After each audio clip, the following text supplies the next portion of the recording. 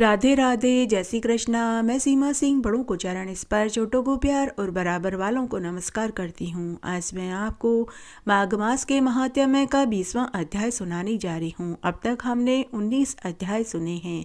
आशा करती हूँ आपको सभी अध्याय अच्छे लग रहे होंगे।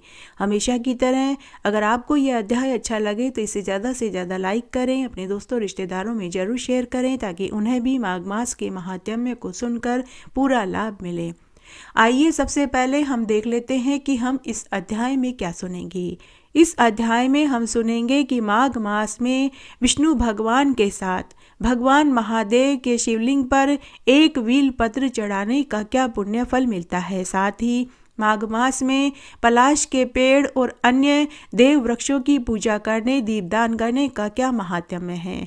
और साथ ही इस अध्याय में हम माघ मास के स्नान की कहानी सुनेंगे। सबसे पहले हम माघ मास के इस अध्याय में भगवान महादेव के ऊपर एक वीलपत्र और जल चढ़ाने के पुण्य फल को विस्तार से सुनते हैं। मूल तो ब्रह्म रूपाय, मध्य तो विष्णु रूपिणे, अग्रत शिव रूपाय, बिल्व वृक्षाय नमो नमः। माघ मास में एक वील पत्र भगवान महादेव को चढ़ाने से मनुष्य की सभी इच्छाएं पूरी हो जाती है। बिना वील पत्र के शिव पूजा अधूरी मानी जाती है। पूरे माघ मास में सुबह और संध्या के समय वील पत्र के नीचे घी का दीपक जलाने से घर में लक्ष्मी का स्थायी वास हो जाता है। धन धान्य सुख समृद्धि की प्राप्ति होने लग जाती है।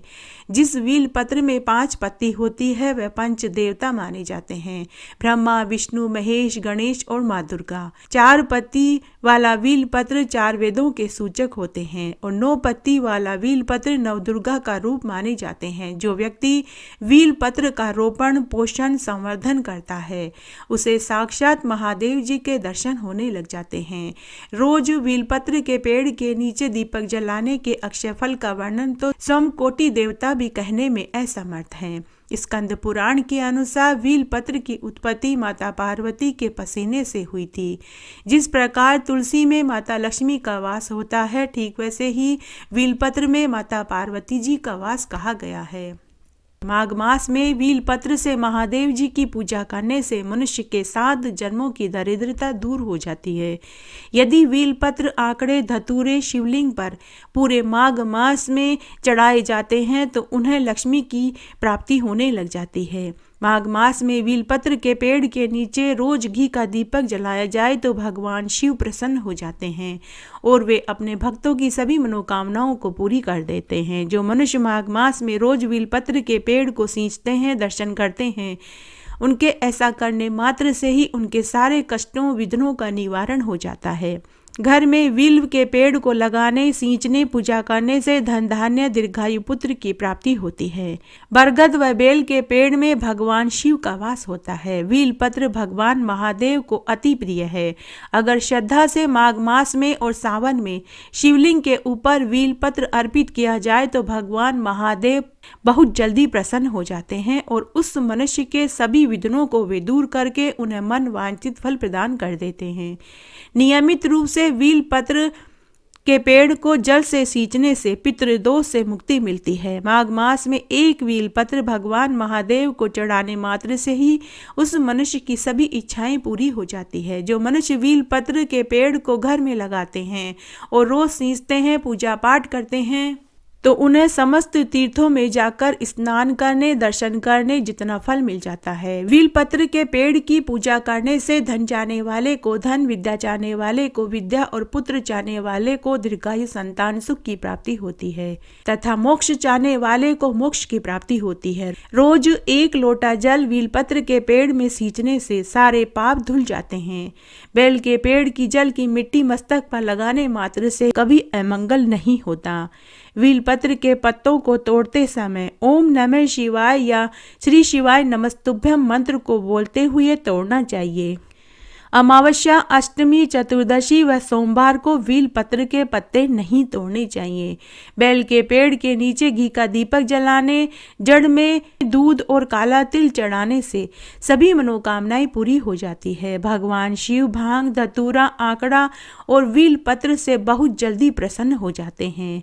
वील पत्र को एक मुखीय रुद्राक्ष जितना फल देने वाला बताया गया है। अगर माघ मास में वील पत्र को गंगा जल में डुबोकर बजरंग बली को अर्पित किया जाए तो समस्त तीर्थों में जाकर स्नान करने जितना फल प्राप्त होने लग जाता है। बिलपत्र को घर की तिजोरी में रखने से लक्ष्मी की प्राप्ति होती है। कहते हैं कि महादेव जी को 1000 कमल पत्र चढ़ाने से जो फल मिलता है वही फल माघ मास में एक बील पत्र शिवलिंग पर चढ़ाने से ही मिल जाता है। इसके संबंध में एक कहानी है कि एक भील डाकू रोज जंगल में राहगीरों को लूटता था, मारता था। यही उसकी आजीविका का साधन था। तब एक दिन वह राहगीर को लूटने के इरादे से जंगल में एक पेड़ के ऊपर जाकर छिप कर बैठ गया, लेकिन उस दिन कोई भी राहगीर उधर से नहीं गुजरा। उस दिन सावन मास की शिवरात्रि थी। उस डाकू का पूरा दिन बिना खाए पिए ही निकल गया। अनायास ही उसका शिवरात्रि का उपवास हो गया। तब वह क्रोधित होकर, भूख और प्यास से दुखी होकर उस पेड़ की पत्तियों को तोड़ तोड़ कर नीचे गिराने लगा। वह जिस पेड़ पर बैठा था वह बेलपत्र का पेड़ था और उस पेड़ के नीचे एक शिवलिंग था जो पत्तियों से ढका हुआ था। वह भूख और प्यास से रोने लगा, जिससे उसके आंसुओं से शिवलिंग पर जल चढ़ गया।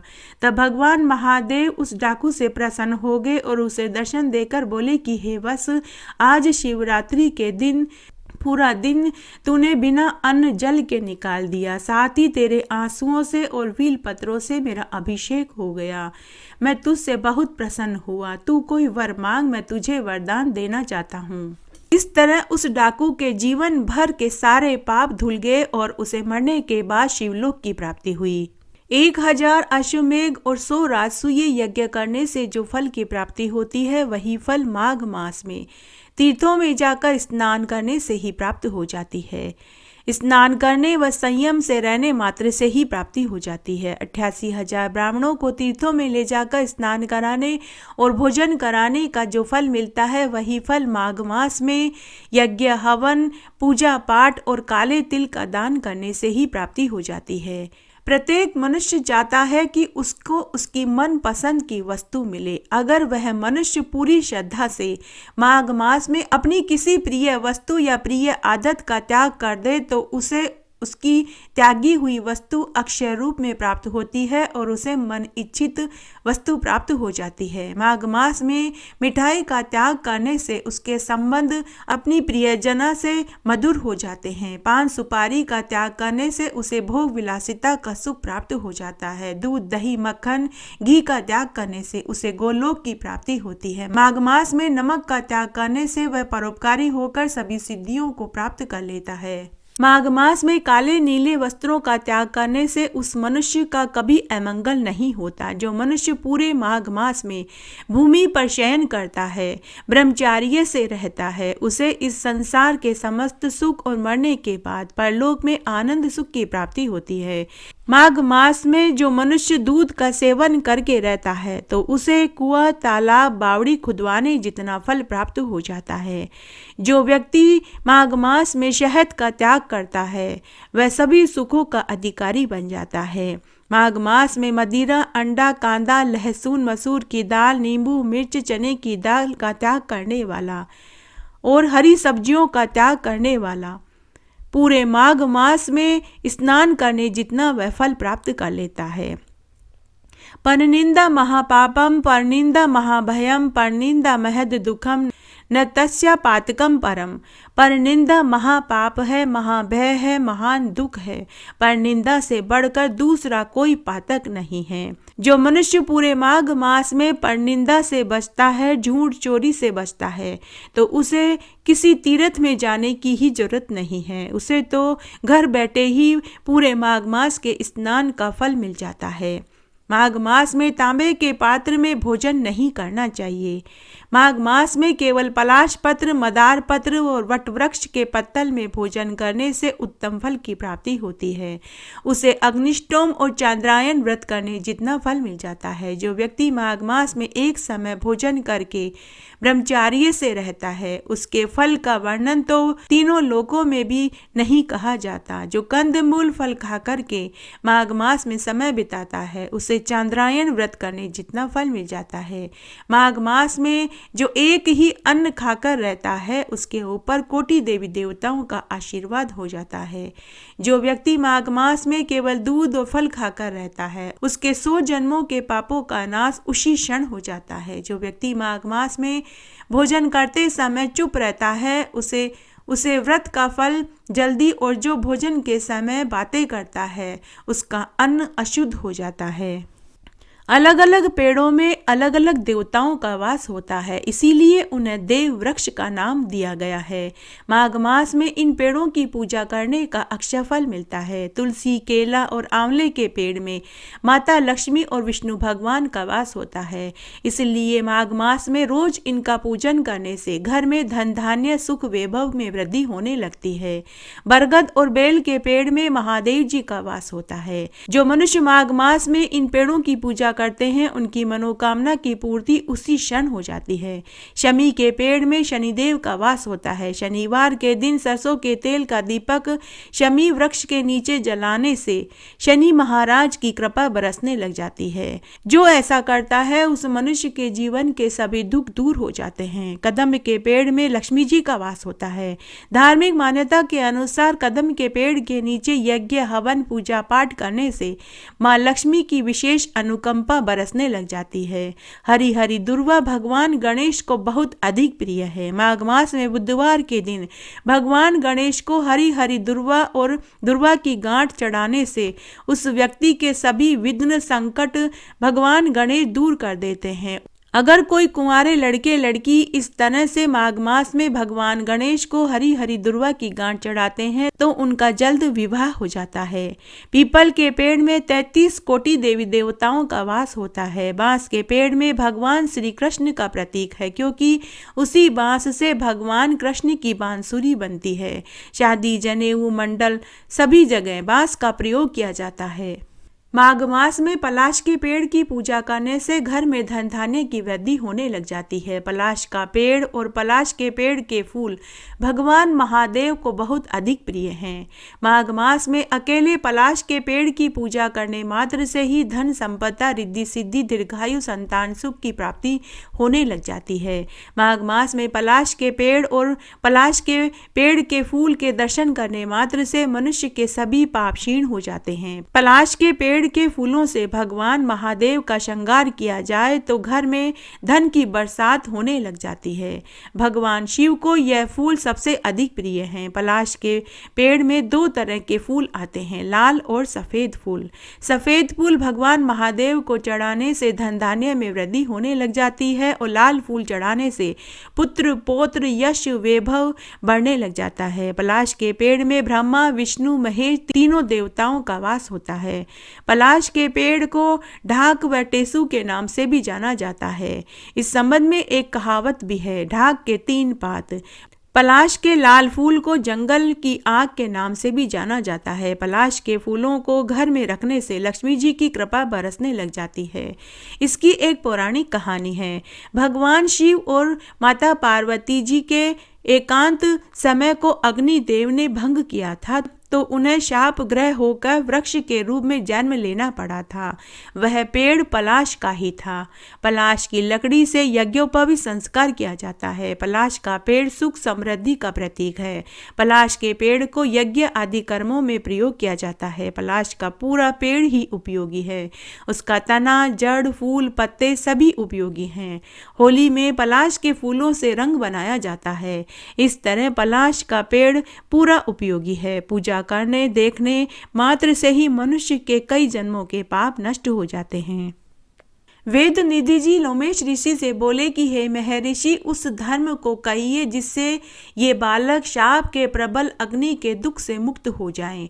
तब वेद निधि के पूछने पर लोमेश ऋषि बोले कि ये लोग मेरे साथ नियम पूर्वक माघ का स्नान करें, तब माघ के अंत में ये शाप से छूट जाएंगे, अन्यथा इनका उद्धार और किसी भी तरह से नहीं हो सकता। हे ब्राह्मण देव, मुझे ये पूर्ण विश्वास है कि पुण्य तीर्थ में माघ स्नान करने मात्र से ही लोगों के पिछले 7 जन्मों के पाप तथा वर्तमान जन्म के पाप सभी नष्ट हुए हैं। मुनीश्वर लोग जिस पाप का कोई प्रायश्चित नहीं देख पाते, उसका प्रायश्चित उत्तम तीर्थ में माघ स्नान ही बतलाया है।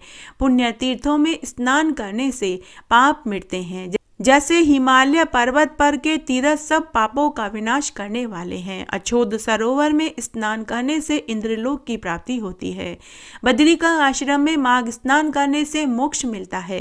नर्मदा में स्नान करने से समस्त कामनाओं की पूर्ति होती है तथा पाप और दुखों को दूर करने वाला एवं रुद्र लोक प्रदान करने वाला मात्र नर्मदा स्नान है। यमुना में माघ स्नान करने से सारे पाप नष्ट हो जाते हैं और सूर्य लोक की प्राप्ति होती है। सरस्वती नदी में माघ स्नान करने से सब पाप नष्ट हो जाते हैं और ब्रह्मलोक की प्राप्ति होती है।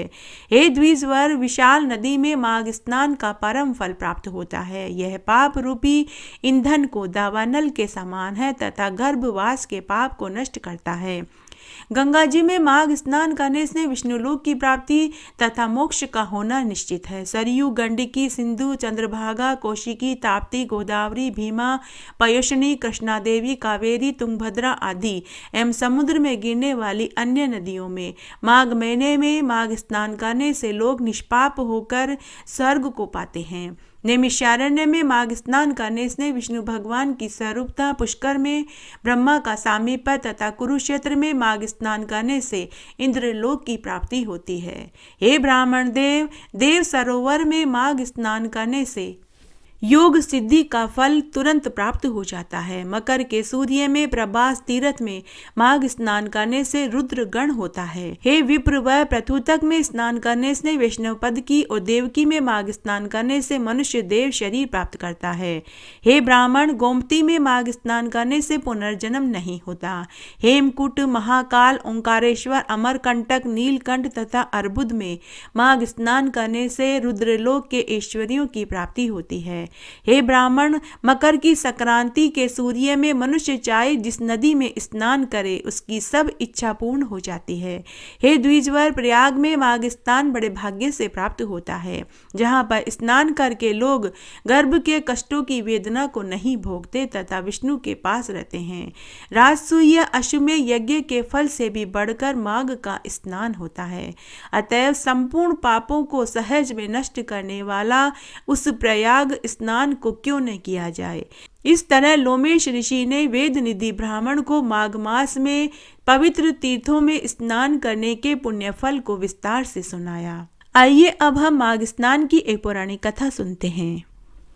संसार में प्रत्येक प्राणी को अपने कर्मों का फल भोगना ही पड़ता है। इन पाप कर्मों से कभी मुक्ति नहीं मिलती। पाप कर्म का फल किसी योनि में भुगतना पड़ता है, यह उस कर्म पर निर्भर करता है।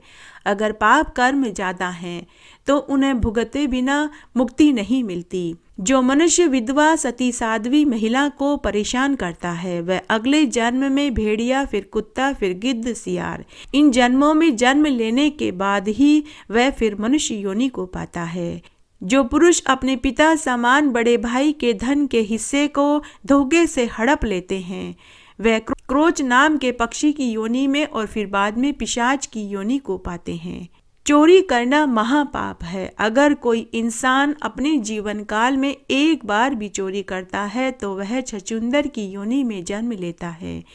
किसी भी जीव की हत्या घोर पाप की श्रेणी में गिना जाता है, फिर यह हत्या एक छोटी सी चींटी की ही क्यों न हो। अगर कोई व्यक्ति अपने की हत्या धोखे से करता है तो वह 200 बरस तक गधे की योनि को पाता है। वेद व्यास जी ने एक बार कहा था कि जो मनुष्य हमेशा दूसरों की मदद करता है, पशु पक्षियों, जीव जिनावरों पर दया भाव रखता है, गरीबों जरूरतमंदों की निस्वार्थ भाव से सेवा करता है, अपने जीवन काल में कुएं लिए तालाब बावड़ी खुदवाता है। वह मनुष्य हर जन्म में मनुष्य की ही योनि को पाता है। अगर मनुष्य चाहता है कि उसे मनुष्य की योनि मिले तो उसे कोई पाप कर्म नहीं करना चाहिए, लेकिन पूर्व जन्म में किए गए पापों का फल भोगे बिना उस मनुष्य की मुक्ति संभव नहीं है, क्योंकि पूर्व जन्म के पाप एक बीज के रूप में पनपते रहते हैं, जिन्हें भोगे बिना मनुष्य सुख नहीं पा सकता। बुरे कर्मों को भोगने के लिए ही उसका पुनर्जन्म होता है। अगर पाप कर्म कम है तो वह मनुष्य उसी जन्म में भोग लेता है, लेकिन अगर किसी मनुष्य के पाप ज्यादा और पुण्य कम है तो उसे अगले जन्म में भी इन्हें भोगना पड़ेगा। जो मनुष्य अपने बड़े बुजुर्गों का अपमान करते हैं, उन्हें घर से बेदखल करते हैं, उन्हें धर्म राज्य खुद सजा देते हैं, उन्हें गरम तेल के कड़ाह में तब तक डुबोए रखा जाता है जब तक कि उनकी पूरी चमड़ी गल नहीं जाती। जो मनुष्य अच्छे कर्म करता है उसे हर जन्म में मनुष्य की योनि ही प्राप्त होती है। मनुष्य के 4 कर्म होते हैं। पहला काम्य कर्म, ऐसे कर्म जो किसी मदद से किए जाएं। दूसरे निष्काम्य कर्म जो बिना किसी स्वार्थ के किया जाए। और तीसरा संचित कर्म अर्थात प्रारब्ध के सहेजे हुए कर्म। चौथा निषिद्ध कर्म अर्थात ऐसे बुरे कर्म जिन्हें किसी भी इंसान को नहीं करना चाहिए। अच्छे कर्मों का फल अच्छा और बुरे कर्मों का फल बुरा ही होता है। इसी तरह हमारे सुख दुख भी अच्छे और बुरे कर्मों का ही नतीजा है। सबसे बड़ा पाप जीव हत्या का है और एक अबला नारी की इज्जत लूटने का पाप भी सबसे बड़े पाप की श्रेणी में गिना जाता है। पाप कर्म से मुक्ति का बहुत सरल उपाय है कि माघ मास में नियमों का धारण करना, भगवान मधुसूदन की पूजा करना, महादेव जी के जल अभिषेक करना। मनुष्य अगर शिवलिंग पर 1 लोटा जल भी माघ मास में चढ़ा देता है तो उसको उसके पाप कर्मों से उसी क्षण मुक्ति मिल जाती है। उसके जीवन भर के सभी पाप कर्मों से उसे मुक्ति मिल जाती है। गो हत्या का पाप घोर पाप की श्रेणी में गिना जाता है। इसका दंड मनुष्य के पूरे परिवार को भोगना पड़ता है, लेकिन अगर अज्ञानतावश गो हत्या हो जाए तो इसका प्रायश्चित करके इस पाप से मुक्ति पाई जा सकती है। उस मनुष्य को रोज गायों की सेवा करनी चाहिए। रोज गौशाला में गायों को हरा चारा, गुड़ और चने की दाल खिलानी चाहिए। गोपाष्टमी के दिन विशेष रूप से सेवा करनी चाहिए, व्रत रखना चाहिए। जो मनुष्य ऐसा करता है वह गो हत्या के पाप से छूट सकता है। प्रारब्ध पहले रचा पीछे रचा शरीर, तुलसी चिंता क्यों करे, भजले श्री रघुवीर। इस संबंध में एक पौराणिक कथा इस प्रकार है। एक बार एक गांव में एक ब्राह्मण परिवार था। वह ब्राह्मण प्रभु भक्ति में हमेशा लीन रहता था। वह भगवान विष्णु का परम भक्त था। जब तक उसका शरीर उसका साथ देता रहा वह हर साल माघ स्नान और व्रत करता रहा, लेकिन जब उसके शरीर ने साथ छोड़ दिया तो वह सिर्फ माघ स्नान करके और पूजा करके ही रहने लगा। तब धीरे धीरे वह बुढ़ा हो गया, बीमार हो गया और उसकी पत्नी की मृत्यु हो गई। उसके 4 बेटा बहू पोते पोतियों का भरा पूरा परिवार था। पहले वह अपने एक कमरे में अकेले रहता था। जब उसने बिस्तर पकड़ लिया तब उसके बेटा बहुओं ने उसकी खाट को कमरे में से निकालकर आंगन में डाल दिया। जब उसने खाट पकड़ ली और सारे काम ही वह बिस्तर पर करने लगा तो कोई न कोई बेटा उसे शौच आदि से निवृत्त करा के उसके कपड़े बदल दिया करता था। लेकिन धीरे धीरे सभी बेटा बहुओं पोते पोतियों ने उसकी सेवा करना छोड़ दिया। लेकिन धीरे धीरे सभी बेटा बहू पोते पोती आवाज़ लगाने पर भी उसके पास नहीं आते थे। वह बिस्तर पर पड़ा पड़ा ही शौच आदि करने लगा। तब उस ब्राह्मण ने भगवान विष्णु को याद किया और कहा कि हे प्रभु, मेरी गति इतनी बुरी क्यों है? मैं खुद का कोई काम नहीं कर सकता। अब आप मुझे उठा लीजिए। हे प्रभु, मेरी ऐसी गति क्यों हो गई? जिन बेटा बहुओं के लिए, जिन पोते पोतियों के लिए मैंने जीवन भर धन कमाया, आज उन्होंने ही मेरा साथ छोड़ दिया है। हे प्रभु, अब आप मुझे उठा लीजिए। और वह करुण रुदन करने लगा। तभी उसके पास एक लड़का आया। अपने कोमल हाथों से उसने ब्राह्मण को शौच आदि से निवृत्त कराया, कपड़े बदलवाए और भोजन कराया और उसे पलंग पर सुला दिया। इस तरह वह लड़का रोज उस ब्राह्मण की सेवा करने के लिए आने लगा। तब एक रात को ब्राह्मण ने मन ही मन सोचा कि मेरे बेटे पोते तो आवाज लगाने पर भी मेरे पास नहीं आते हैं, फिर मेरी सेवा करने यह कौन आता है। तब एक रात को उस ब्राह्मण ने उस लड़के का हाथ पकड़ लिया और बोला कि हे पुत्र, तुम कौन हो? तुम क्यों मेरी सेवा करते हो? बिना आवाज लगाए ही तुम बेनागा मुझे शौच आदि से निवृत्त करा के कपड़े बदलवाते हो, भोजन कराते हो। आज तो तुम्हें सच्चाई बतानी ही पड़ेगी। तभी उस लड़के ने अपना वास्तविक रूप ब्राह्मण को दिखाया। शंख चक्र पद्म गदाधारी भगवान विष्णु उसके सामने खड़े थे। वह बूढ़ा ब्राह्मण हाथ जोड़कर केवल इतना ही बोला कि हे प्रभु, आप मेरे गंदे काम करने क्यों आते हैं? मुझे शौच आदि से निवृत्त करवाने आते हो। हे प्रभु, इससे तो अच्छा होता कि आप मुझे उठा लेते। तब भगवान विष्णु ने कहा कि हे ब्राह्मण, प्रारब्ध भुगते बिना मुक्ति संभव नहीं है। प्रारब्ध तो तुम्हें भोगने ही पड़ेंगे। तू हर समय मेरे नाम की स्तुति करता था, मेरी पूजा पाठ करता था, माघ मास में स्नान करता था, इसीलिए मैं तेरी सेवा करने के लिए आता हूँ। तब वह ब्राह्मण बोला कि हे मधुसूदन, क्या मेरे प्रारब्ध आपकी कृपा से भी बड़े हैं? आप अपनी कृपा से मेरे प्रारब्ध को क्यों नहीं काट देते? तब भगवान विष्णु ने ब्राह्मण से कहा कि हे ब्राह्मण, मेरी कृपा से तेरे प्रारब्ध तो कट जाएंगे, लेकिन अगले जन्म में तुझे फिर इन्हें भोगना ही पड़ेगा। प्रारब्ध को भोगे बिना मुक्ति संभव नहीं है। प्रारब्ध तो हर जन्म में भोगने ही पड़ते हैं। हे ब्राह्मण देव, मैं चाहता हूँ कि तू इस जन्म में ही अपने प्रारब्ध भोग ले, ताकि तेरा अगला जन्म सुधर जाए। इस प्रकार भगवान विष्णु से ऐसा कहकर अंतर्ध्यान हो गया। इस तरह उस ब्राह्मण को अपने पूर्व जन्म के सभी पाप कर्म इस जन्म में भोगने पड़े। अगला जन्म उसका सुधर गया और अगले जन्म में वह चक्रवर्ती राजा बना। माघ मास का स्नान करने का फल उस ब्राह्मण को इस जन्म में ही नहीं, अगले जन्म में भी मिला। घटती हो तो पूरी हो, पूरी हो तो परवान चढ़े, भूले बिसरे नाम तेरे भंडार में भरे।